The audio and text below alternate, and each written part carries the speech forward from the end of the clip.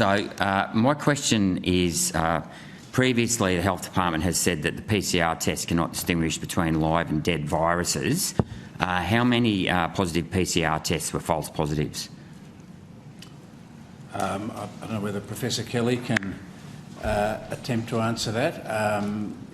That answer is correct. The PCR test is testing. It doesn't distinguish between live and dead virus. I suspect the false positivity rate for PCR tests is very low, but Professor Kelly, have you got any insight into that? Nothing else to add, really, Brendan. I don't think that's an answer that we could possibly give even on notice.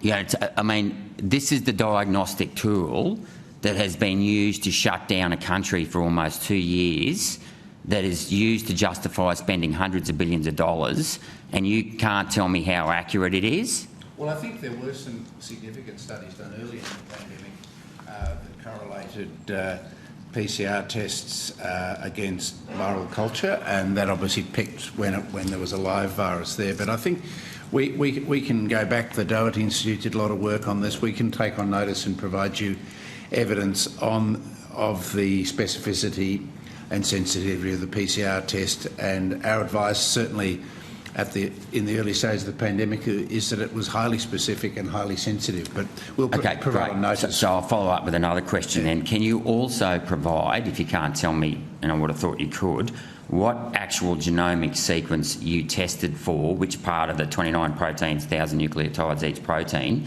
which part of the coronavirus genomic sequence did you use to indicate that someone was positive to COVID, and whether or not that genomic sequence also makes up other coronaviruses?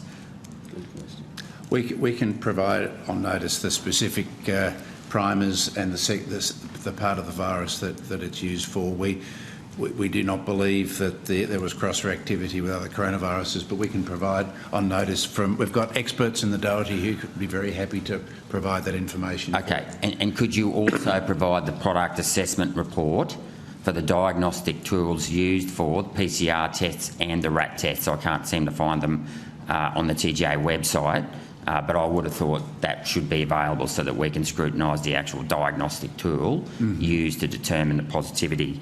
Thanks.